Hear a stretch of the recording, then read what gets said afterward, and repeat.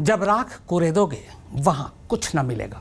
शोलों का जहां जश्न हुआ मौत से बदतर, ये पेड़ पर लटकी हुई लाशों की सदा है।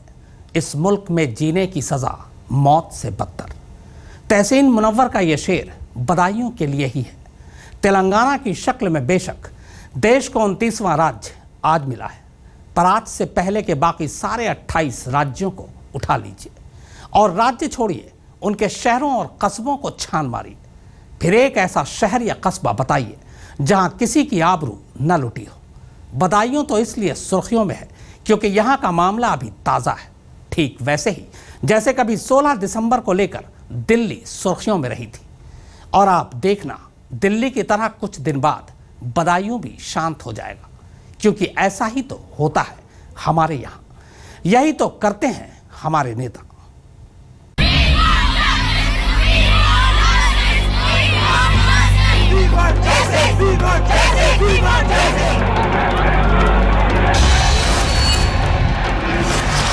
में फांसी दी जाएगी।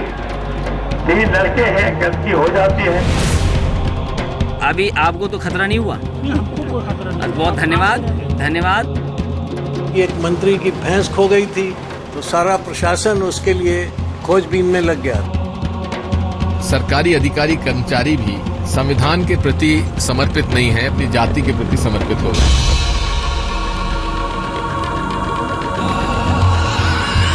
हमारी जो बच्चियां हैं, उनकी जो इज्जत है वो पैसे से वापस नहीं मिलने वाली।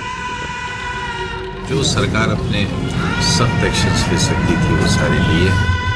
अगर पुलिस अपना काम करती, अपनी ड्यूटी करती तो इतना बड़ा ये कांड होता नहीं। जो बहुत सारे लोग राजनीति करने आए थे, हम राजनीति करने नहीं आए।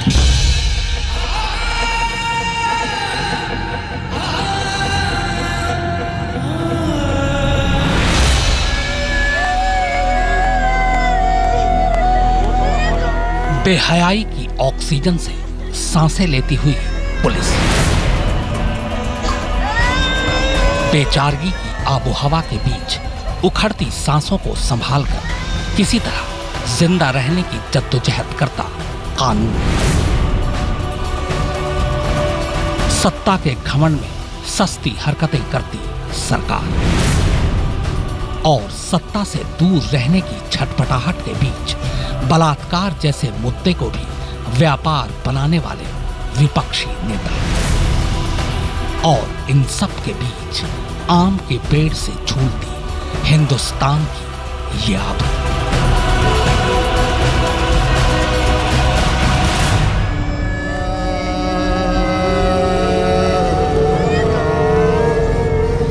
वाकई अब तो शर्म भी नहीं आती, बस अफसोस होता है। अफसोस होता है कि बलात्कार जैसे शर्मनाक जुर्म को रोकने की बजाय सत्ता पर काबिज लोग बलात्कार की ऊल जुलूल वजहें तलाशते हैं, तो विपक्ष बलात्कार को मुद्दा बनाकर 2-4 दिन के लिए अपनी राजनीतिक दुकान चमकाती है। अब बाद में उनका मतभेद हो गया, और मतभेद जब हो गया तो लड़की जाके ब्याह देती कि मेरे साथ रेप किया। अब बेचारे को 3 को फांसी हो गई। क्या रेप में फांसी दी जाएगी? 3 लड़के हैं, गलती हो जाती है। कानून वैस अभी आपको तो खतरा नहीं हुआ? हमको कोई खतरा नहीं। बहुत धन्यवाद, धन्यवाद। और आपको प्रचार करना चाहिए। बताइए, कानपुर में जो कंट्रोल रूम हमने बनाया, किसी प्रदेश सरकार ने बनाया होगा ऐसा जो बन गया है? मैंने तुरंत ही प्रेस कॉन्फ्रेंस बुला के लखनऊ में इस पूरे प्रकरण की सीबीआई से जांच कराने की मैंने मांग की। हालांकि इस मामले को कल दोपहर तक इस मामले को सपा सरकार इसको ठंडे बस्ते में डालने के चक्कर में थी कि ये मामले को दबा दिया जाए। लेकिन जब मुझे ये जानकारी मिली ये सीबीआई जांच के मामले को ये ठंडे बस्ते में डालने वाले हैं, तो मैंने फिर इधर तुरंत ही यहाँ पर इस गांव में आने का फैसला लिया। हमारा कुछ नहीं होने वाला है। हमारी जो बच्चियां हैं, उनकी जो इज्जत है वो पैसे से वापस नहीं मिलने वाली। और उन्होंने कहा है कि वो न्याय चाहते हैं। हम लोग कोई पॉलिटिकल माइलेज लेना नहीं चाहते थे, आज भी नहीं लेना चाहते हैं, न इसको हम पॉलिटिकल इशू बनाना चाहते हैं। लेकिन ये शर्म की बात है, दुख की बात है कि घटना के 3-4 दिन हो गए और उसके बाद अभी तक चीफ मिनिस्टर जब नहीं पहुंच पा रहे हैं, मंत्री नहीं पहुंच पा रहे हैं। लेकिन 1-2 दिन के बाद कल जो है कहा गया कि हम सीबीआई को लिख करके भेजते हैं। अब सीबीआई कितना सक्षम होगा नहीं होगा वो हम नहीं कह सकते हैं। और जब आज तक मानते हैं कि मुख्यमंत्री और कोई मंत्री नहीं आया है, ये दिखलाता है कि इस प्रांत में क्या हो रहा है। और फिर सब गायब, सब खामोश, सब कुछ भुलाकर सब अपने अपने सियासी महलों में दुबक जाते हैं, इस इंतजार में कि अगला बलात्कार हो तो वो फिर अपने अपने सियासी महलों से बाहर निकले, फिर चीखें, फिर चिल्लाएं और फिर दुबक जाएं। यही तो होता रहा है, यही तो होता आया है अब तक, और यही हो रहा है। वरना 2 साल पहले के 16 दिसंबर के बाद का गुस्सा कौन भुला पाया है। तब कितनी बड़ी बड़ी बातें की गई थी, कितने बड़े बड़े दावे किए गए थे, कितनी बार जख्मों पर मरहम लगाए गए थे, कैसे कैसे कड़े कानून के सपने दिखाए गए थे। देश के उबाल के साथ साथ तब पहली बार अपने नेताओं पर यकीन करने को जी चाहा था। लगा था कि सचमुच अब कुछ होगा, पर क्या हुआ इन बातों, वादों और सपनों का। तब दिल्ली की तपिश ने पूरे देश को तपा दिया था। ये एक ऐसा आंदोलन था जिसकी आवाज को नजरअंदाज नहीं किया जा सकता था, क्योंकि यह आंदोलन किसी नेता, संगठन या पार्टी का नहीं, बल्कि आम हिंदुस्तानियों का था। ये आम लोग थे जो सड़कों पर उतरे थे पहली बार अपनी सुरक्षा के लिए। पर ये बताएं कि क्या 16 दिसंबर की उस रात के बाद वैसी मनहूस रात किसी और लड़की पर नहीं उतरी, फिर किसी और की इज्जत लहूलुहान नहीं हुई?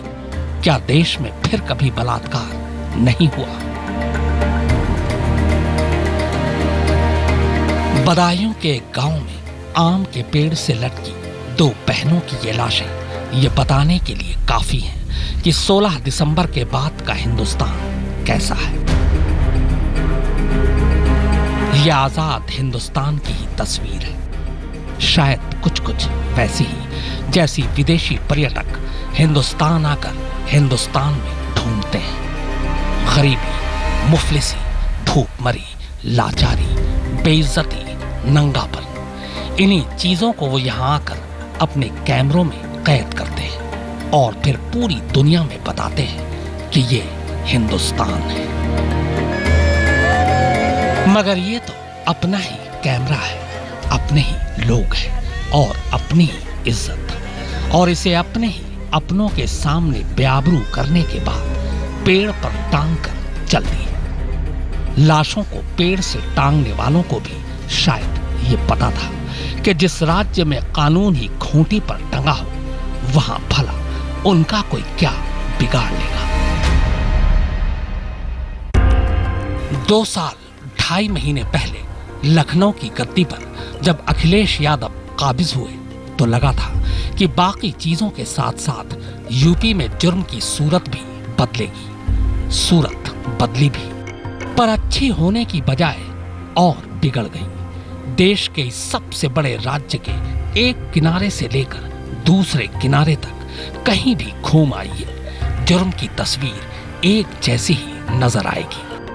पर अफसोस तब होता है जब जुर्म रोकने की बजाय लखनऊ के नक्काल खाने से सिर्फ बातें ही सुनाई देती हैं। दुर्भाग्यपूर्ण दुखद घटना थी और सरकार को जो कदम उठाने थे सरकार ने कदम उठाए हैं, गिरफ्तार कर लिया है। कानून व्यवस्था बेहतर हो और व्यवस्थाएं बेहतर हो, उसके लिए लगातार सरकार काम कर रही है। इस तरह का कोई भी समूह हो, कोई भी लोग हों जो संविधान और कानून के ऊपर हैं, उनके खिलाफ या जानकारी मिलने पर कि जिससे कि व्यवस्था खराब हो सकती है, ऐसी चीज़ों पर रोक लगेगी। अगर कोई राजनीति करना चाहता है तो राजनीति करें, लेकिन दुख में, परेशानी में और किसी की जान चली जाए उसमें समाजवादी पार्टी राजनीति नहीं करती है।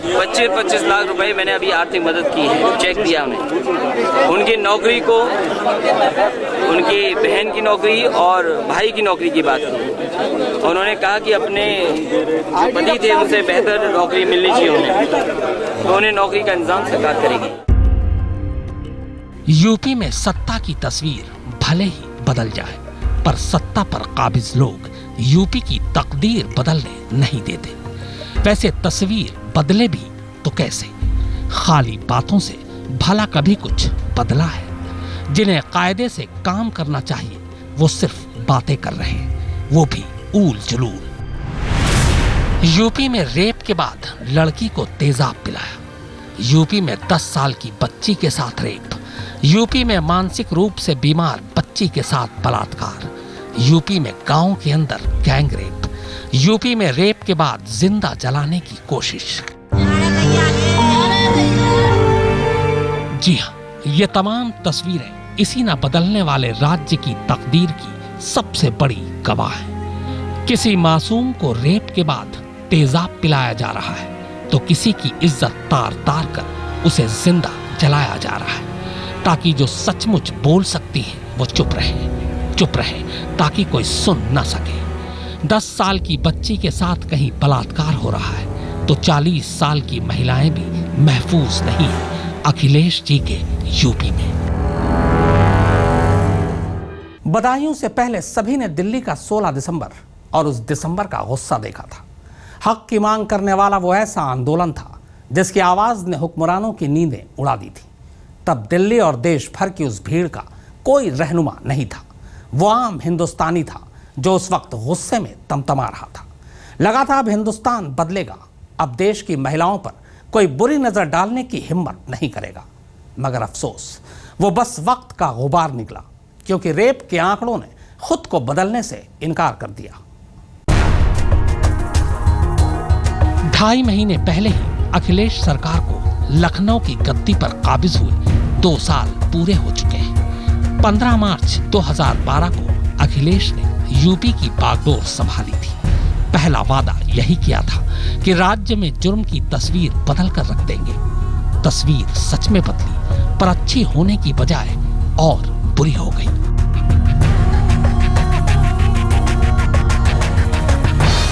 अखिलेश के राज्य के पहले साल में ही 3000 से ज्यादा मर्डर, 1000 के करीब रेप, 1000 से ज्यादा किडनैपिंग और 4000 से ज्यादा लूट के मामले हुए। जबकि दूसरे साल में यानी जनवरी 2013 से जनवरी 2014 के बीच राज्य में बलात्कार की कोशिश और महिलाओं से जुड़े दूसरे अपराध के 9,500 मामले दर्ज हुए। यानी महिलाओं के खिलाफ होने वाले अपराध के मामलों में पिछले साल के मुकाबले 50% का इजाफा हुआ है। नेशनल क्राइम रिकॉर्ड ब्यूरो के ताजा आंकड़ों के मुताबिक यूपी में हर रोज औसतन रेप के 10 मामले होते हैं।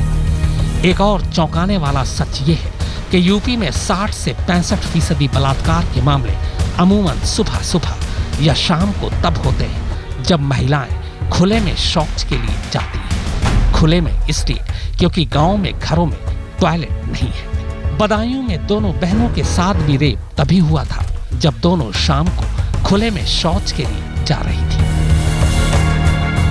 जाहिर है इन्हीं बदसूरत आंकड़ों का आईना है ये तस्वीरें, और ये आईना पूछ रहा है कि अखिलेश साहब आखिर आपके यूपी में राज किसका है? जनता बेहाल है, पुलिस लाचार और दरिंदों का लगातार बढ़ता अत्याचार। कम से कम आपका राज तो नहीं लगता है। वैसे बलात्कारी मानसिकता एक प्रदेश या देश नहीं बल्कि पूरी दुनिया की सबसे पुरानी मुसीबत है। खास तौर पर हमारा समाज जिस सोच के साथ अपने मर्दों की परवरिश कर रहा है उसमें दरिंदगी का ये आलम है कि 1 साल की मासूम से लेकर 90 साल तक की बुजुर्ग औरत बलात्कार की शिकार हो रही है। और अगर ये हो रहा है तो इसकी वजह औरतों के लिए हमारा बीमार नजरिया है। वो नजरिया जो माँ के पैर में जन्नत देखता है, बहन की हिफाजत की राखी बंधवाता है, लेकिन बेटी को मार डालता है। औरत को बस और बस इस्तेमाल की चीज समझता है, लिहाजा जरूरत नजरिया बदलने की है और नजरिए के साथ साथ जरूरत है बदलने की नेताओं की सियासत, वरना ऐसे बदायूं न जाने कितने शहर और कस्बे में मिलते रहेंगे। मिट जाएंगे हम लोग तो इंसाफ करोगे, मुंसिफ हो अगर तो हश्र उठा क्यों नहीं देते।